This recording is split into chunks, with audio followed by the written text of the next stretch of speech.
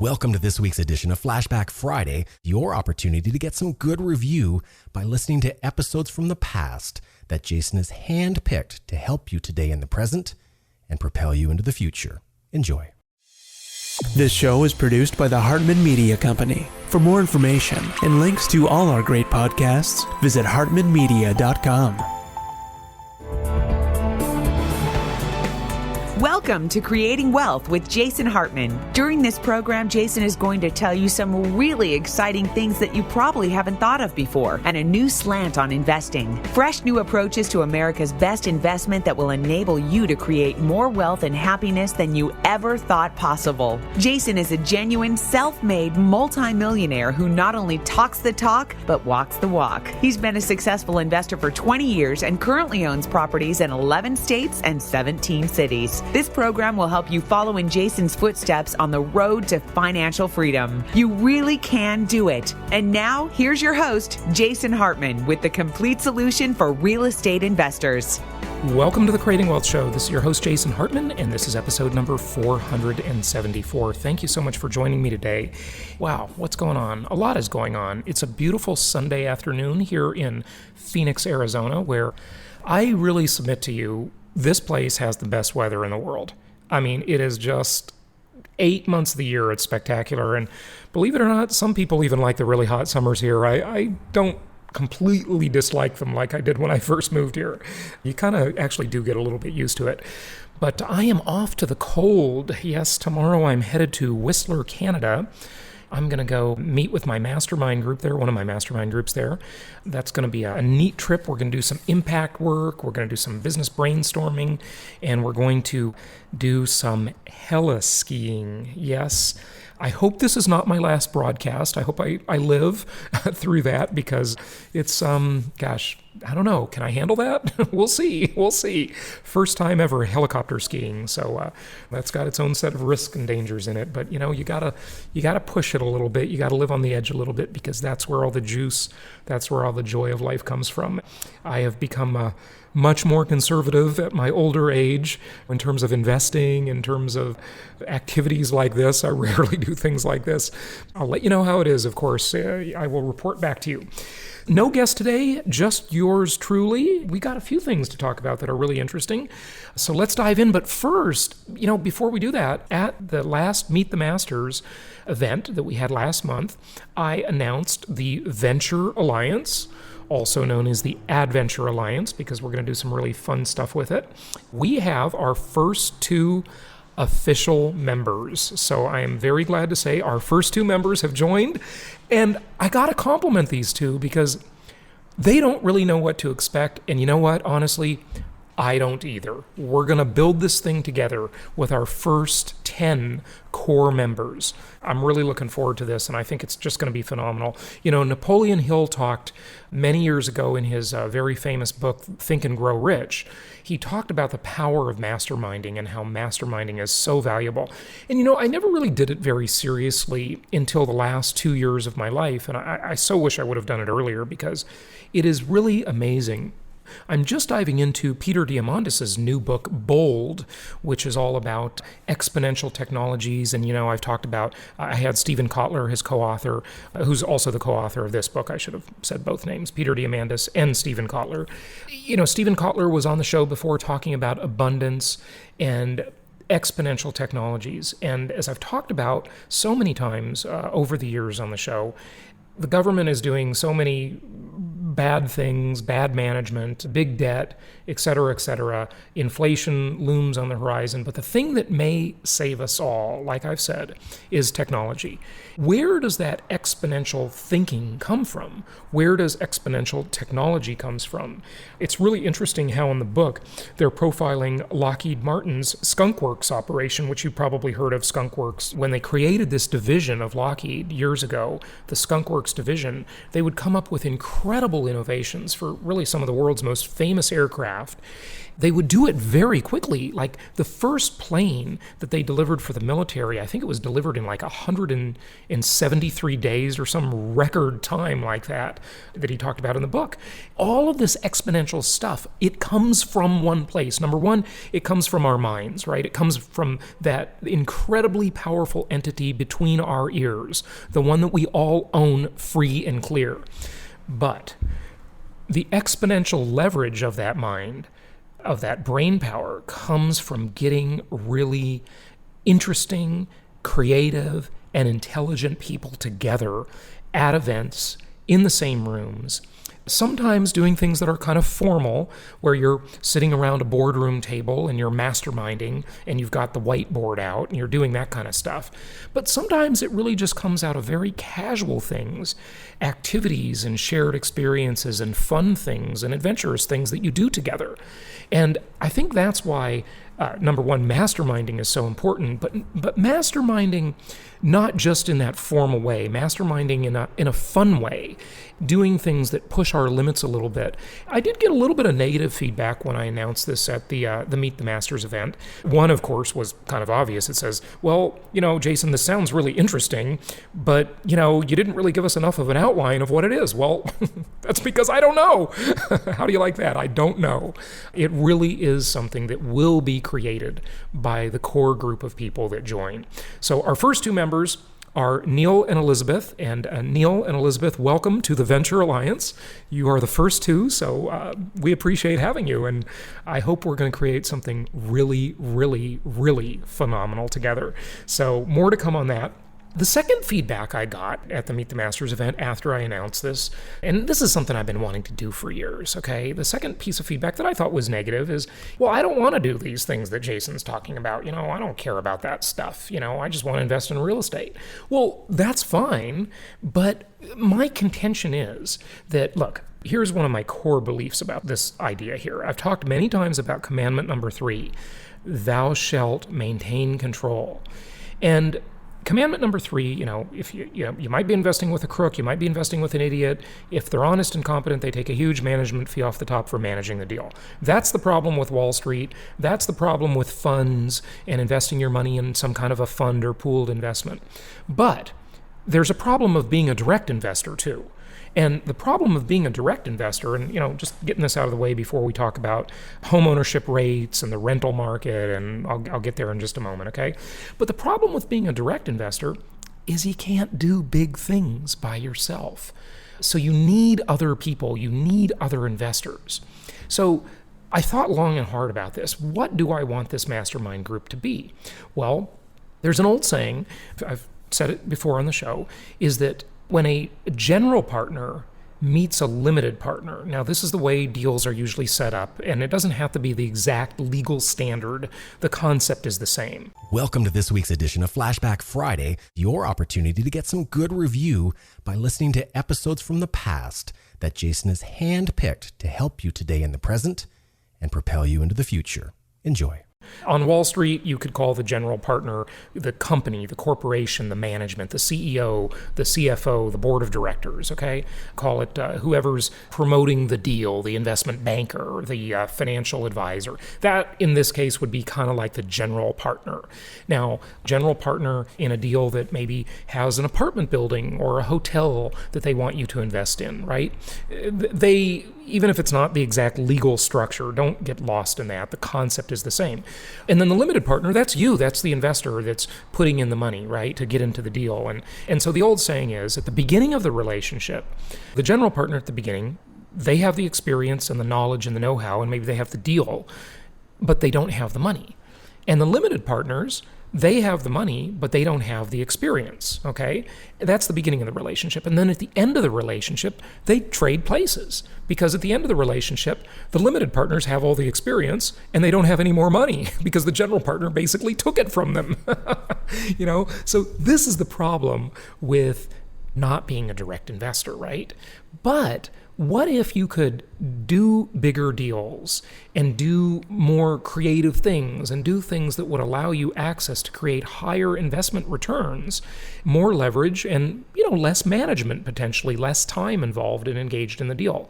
Well, to do that, you need, I believe, a mastermind group, a group of people that you know, like, and trust. That's a fairly small group of people that have resources, that have connections, they have money, and they have knowledge. And these people come together and they do deals together. I'll give you an example right now. One of my apartment buildings, we're on the verge of selling it, okay? It's not a building, it's an apartment complex, okay? And I'm talking to my partner the other day, and he says, I don't want to get in another deal with a general partner like we've got in this deal.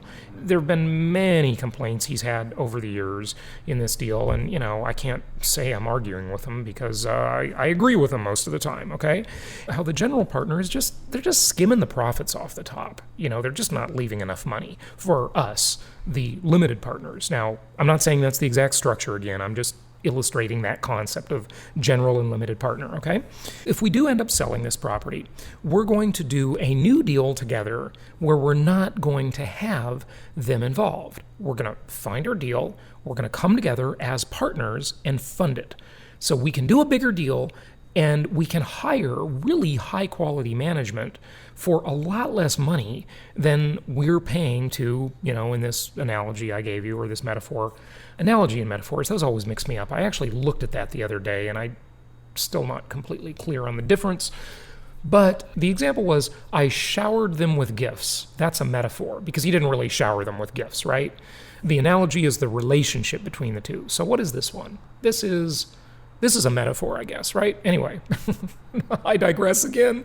Okay, so we can do it ourselves and hire really high quality people for a lot less than the general partner example is getting, for a lot less. And we won't have them skimming all the profits off the top. So anyway, that's the idea of the Venture Alliance. That's the idea of that, okay? Congratulations and welcome to Neil and Elizabeth. Looking forward to creating something great with you and our other core members that join us in the Venture Alliance. So homeownership rates. Interesting Washington Post article in the opinion section recently, just a couple of days ago. It says, the diminishing returns of today's homeownership policies. And this basically talks about how central planning and government intervention doesn't work well. We all know that, right?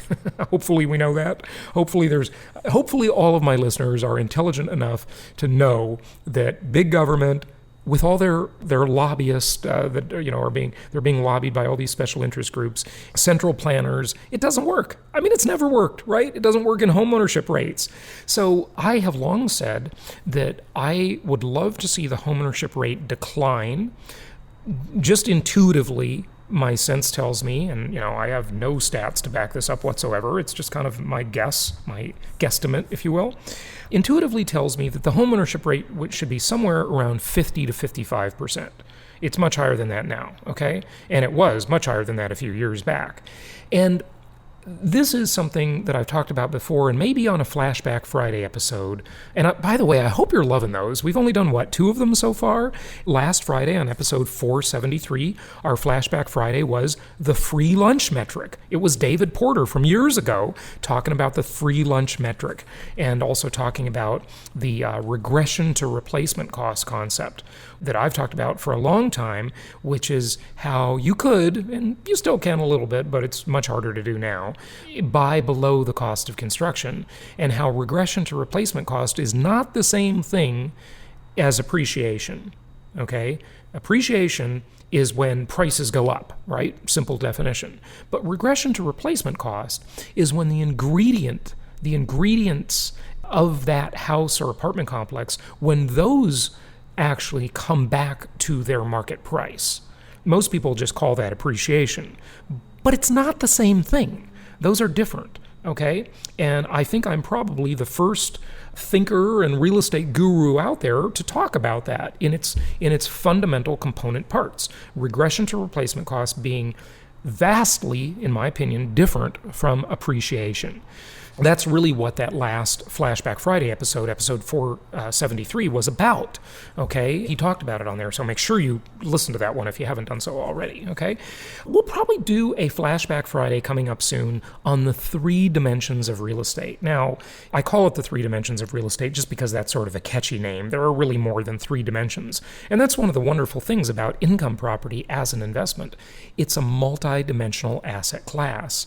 And as such, there are so many different ways you can earn a great return from your investment. So in this Washington Post article, it's talking about how the government trying to juice the homeownership rate, it just doesn't work. Well, fine, that's great. I would love to see the homeownership rate decline. I don't think, and I know coming from a real estate person, probably any of my peers would say they hate me for saying this, but I don't necessarily think good homeownership rates are good for society. It's sort of this kind of primitive idea, okay? And George Bush talked about it, Bill Clinton talked about it, et cetera, and it led to a lot of bad decisions that led to the financial crisis, okay? The subprime mortgage meltdown, et cetera. So I'll just read you a little bit of this, and I hope you can distinguish what I'm actually reading, which I'm a terrible reader of this stuff, especially live on tape, and my little snarky commentary that I always throw in, okay? So this is a Charles Lane article, Washington Post opinion section, The Diminishing Returns of Today's Homeownership Policies. It's official. Over the past couple of decades, the United States spent vast amounts of time, energy, and above all, money, both private and public, to raise the national rate of home ownership, with exactly nothing to show for it. The Wall Street Journal reports that 63.9% of U.S. households owned their residences in the fourth quarter of 2014, precisely the same percentage as in the third quarter of 1994. So, folks, that's 20 years. Okay, we're comparing 20 years, 2014, way back to 1994. And the article goes on. In fact, the current homeownership rate is a mere 1 percentage point higher than it was 50 years ago, the census data shows. 5 decades ago, the homeownership rate now, after all of this massive government intervention and government stupidity and probably lobbying by the National Association of Realtors, which most of my peers will be mad that I disagree with them a lot of times. I sure do, okay? And you've heard me talk about it before. I'm the unconventional real estate guy here. After all of that, 5 decades pass, and we're only 1% above in the home ownership rate, right? Okay, the article, I'm skipping ahead here. With successive administrations from both parties pushing federal agencies so hard in the same direction, it's not surprising that the homeownership rate did indeed hit an all-time high of 69.1% in early 2005. Given the financial corners that were cut to pump up the rate, okay, that's subprime lending, etc., okay, juicing Fannie Mae and Freddie Mac with taxpayer money, all of this stuff, right? It's also no surprise that the figure has retraced its statistical steps since the housing market began to tank in 2007. Whether you blame Wall Street, Washington, or some combination of the two, the simple fact is that government and business sold millions of people on an American dream in capitals, by the way, like it's a title, okay, of something, that could not survive a sour economy, with nightmarish results for them and for the country. The big lesson here is equally straightforward. Central planning does not work. There is no, quote, right, unquote, level of home ownership. I couldn't agree more. And it's folly to pursue one, much less to pretend that boosting homeownership represents a risk-free way for government to achieve various social goals without directly paying for them.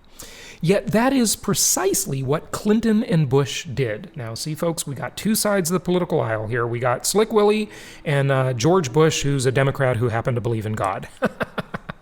There you go, my analysis of those two presidents, right? Exactly what Clinton and Bush did, arguing that home ownership would be a path to wealth for individual families, particularly minorities, long denied a piece of the American rock, as well as a kind of bonding agent for the neighborhoods and local communities upon which strong democracy supposedly rests. Okay? In truth, the low down payment loans, now this is interesting, folks. In truth, the low down payment loans many people were encouraged to take during the boom were not much different from leases in economic terms. That's a really interesting statement. The low down payment loans were not much different from leases in economic terms. Think about it. On a lease, you put down a small security deposit and you pay the monthly rent. When the down payment on the mortgage gets really stupid and low, it's basically like a lease in economic terms. The article goes on, they were wealth building tools only in a speculative sense. Yes, you could convert a tiny equity stake into massive gains if housing never ceased rising. But of course, we know that's not the way it works, right, folks? Okay, on the article here. Far from being a no downside investment, a typical 30-year fixed-rate mortgage places a highly leveraged, illiquid bet on a single asset class, real estate, in violation of the first principle of investing, which is to diversify risk. Let's turn the tables here and suppose, my commentary, that we're not talking about homeowners. Now we're talking about ourselves. We're talking about investors, right? One of my 10 commandments of successful investing is take the most historically proven asset class, but diversify geographically because what? Why is that important? Because all real estate is local. All real estate is local. Remember, there are about 400, not quite, depending on how you slice it. I'm doing it the MSA way, the Metropolitan Statistical Area way. There are nearly 400 distinct real estate markets in the United States of America, okay? Here, what you're doing is you're getting these people who are essentially renters. This is how bad the government policy is when they make these loans too easy to get. You're getting people who are essentially renters, okay, in economic terms, like he talks about, okay, placing all this leverage on a home, not being diversified because they can't even afford one home, okay? They shouldn't even be buyers at all, right? And then they're highly leveraged. And remember, your home is an expense. It's not an investment. It's not an investment. It is an expense.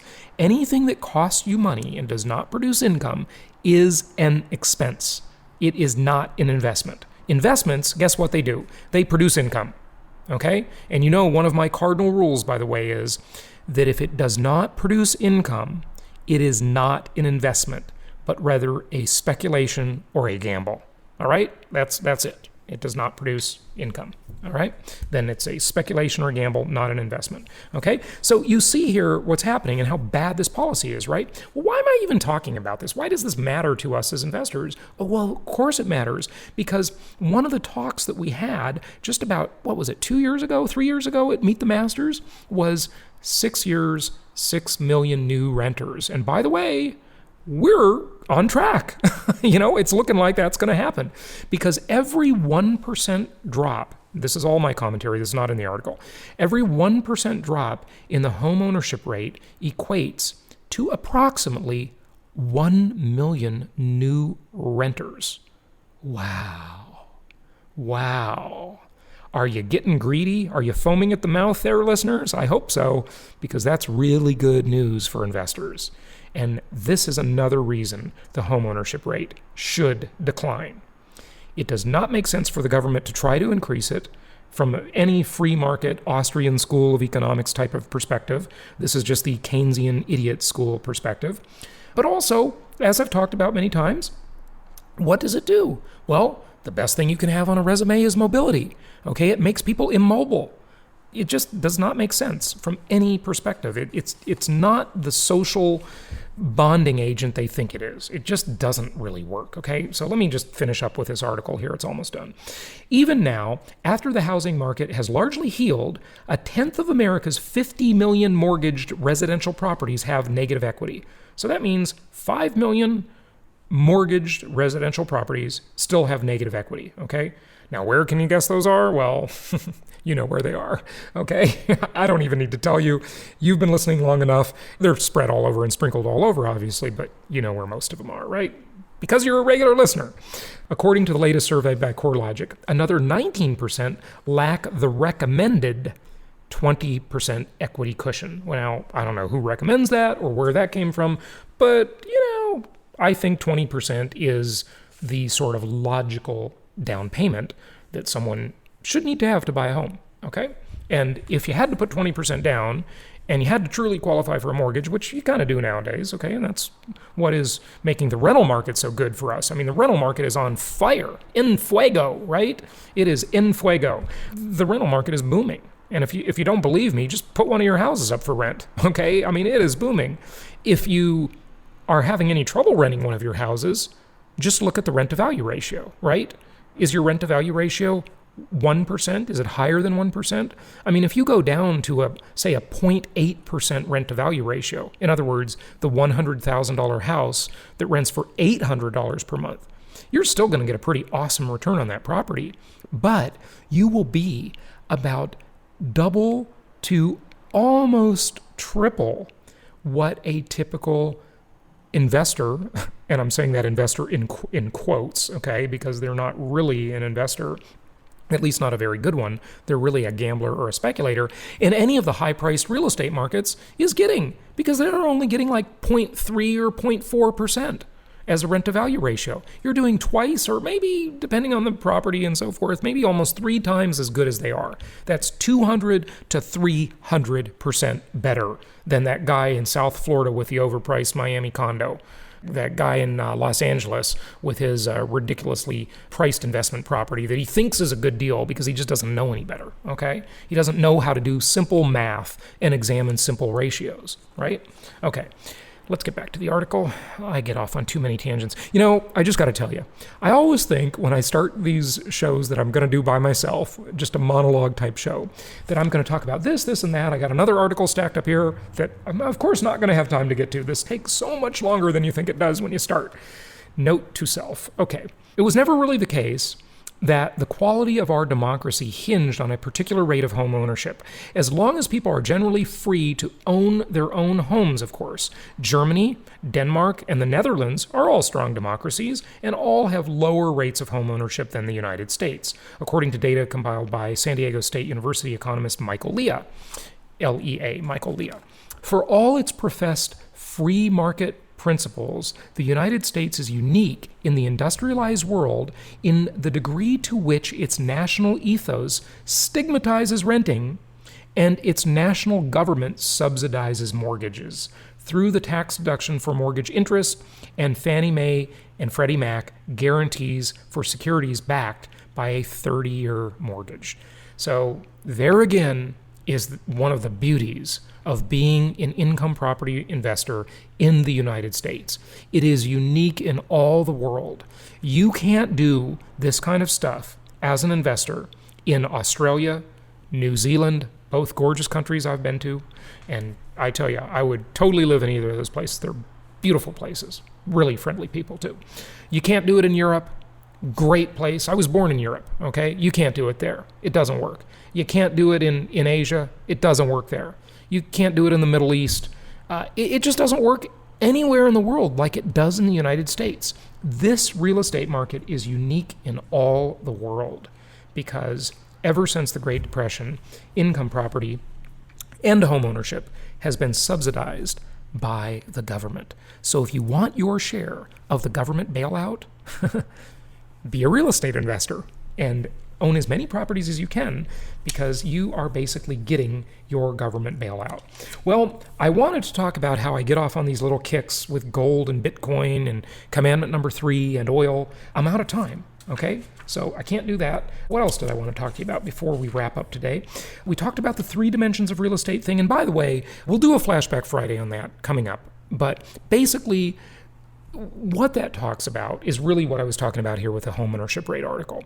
And that is the concept that as the housing market becomes less interesting to people and homeownership rate declines for whatever reason, could be high interest rates, could be that Fannie Mae or Freddie Mac go out of business, as they should in my opinion, by the way. It could be whatever, right? The rental market actually strengthens because those are non-correlating, okay? Or they are correlating, actually. They're just inverse correlations, okay? So the rental market strengthens as the home ownership rate declines. And as the home ownership rate strengthens, usually that causes real estate prices to go up. but it actually has the effect of softening the rental market. So that's in a nutshell. There's more to it than that, but that's sort of the nutshell version. Now, before we go, a couple more things. Number one, we have got better, we have struggled with this for a couple of years now, folks. We have really got some pretty darn good inventory on our website finally. So check out jasonhartman.com, look at the properties section. There's some good deals there. It's really quite a good inventory right now. It's not as good as it was, but it's better than it's been. How's that? Does that make sense? It's not as good as it was, meaning a long time ago, but it's better than it's been recently, okay? So check out the inventory there at jasonhartman.com. And by the way, thank you so much for reviewing the show. Thank you so much for subscribing to the show. Make sure you are actually a subscriber. Sometimes your subscription lapses and you got to go back into iTunes or whatever platform you're listening on and resubscribe. So make sure you don't miss anything by being a subscriber, and please go and review the show. We would very much appreciate your reviews on whatever platform you're using, iTunes, Stitcher, SoundCloud, whatever it is. Please review the show. I am off on a couple of trips here. Like I said, I'm going to the cold. I'm going to Whistler tomorrow, mastermind meeting, and then 1 day of skiing while we're there. Then I come back. I got a conference in San Diego to attend, and then I am coming back home for one night. I will sleep, I will do my laundry, repack my suitcase, and go off to Florida to meet with my other mastermind group. That's what's going on, and I'll be talking to you from all of those places. I guess that's it for today. So happy investing to everybody. Check out the properties at jasonhartman.com. Oh, there is one more thing. I did ship a whole bunch of the Meet the Masters home study courses, the physical product. I shipped those just 2 days ago. So they're on their way to you. Thank you everybody for ordering them. And those are on the way to you. We have very few of those left. So place your orders for those at jasonhartman.com. While supplies last. They're almost gone. That's our Meet the Masters home study course physical product at the blowout price of, what is it, $197. It's cheaper than the digital product, less than half the cost. So check that out as well. And thank you for listening. Happy investing. I'll talk to you in a couple of days. I've never really thought of Jason as subversive, but I just found out that's what Wall Street considers him to be. Really? Now, how is that possible at all? Simple. Wall Street believes that real estate investors are dangerous to their schemes because the dirty truth about income property is that it actually works in real life. I know. How many people do you know, not including insiders, who created wealth with stocks, bonds, and mutual funds? Those options are for people who only want to pretend they're getting ahead. Stocks and other non-direct traded assets are a losing game for most people. The typical scenario is you make a little, you lose a little, and spin your wheels for decades. That's because the corporate crooks running the stock and bond investing game will always see to it that they win. This means, unless you're one of them, you will not win. And unluckily for Wall Street, Jason has a unique ability to make the everyday person understand investing the way it should be.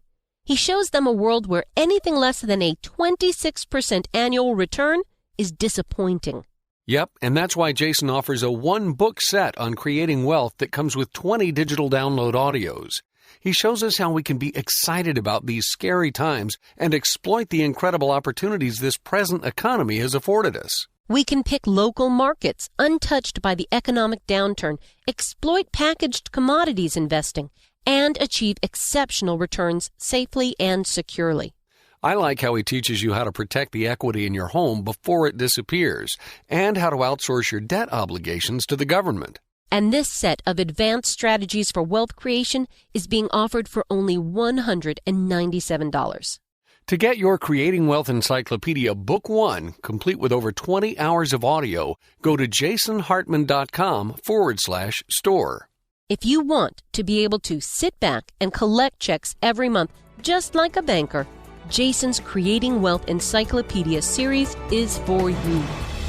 This show is produced by the Hartman Media Company, all rights reserved. For distribution or publication rights and media interviews, please visit www.hartmanmedia.com or email media@hartmanmedia.com. Nothing on this show should be considered specific personal or professional advice. Please consult an appropriate tax, legal, real estate, health, or business professional for individualized advice. Opinions of guests are their own.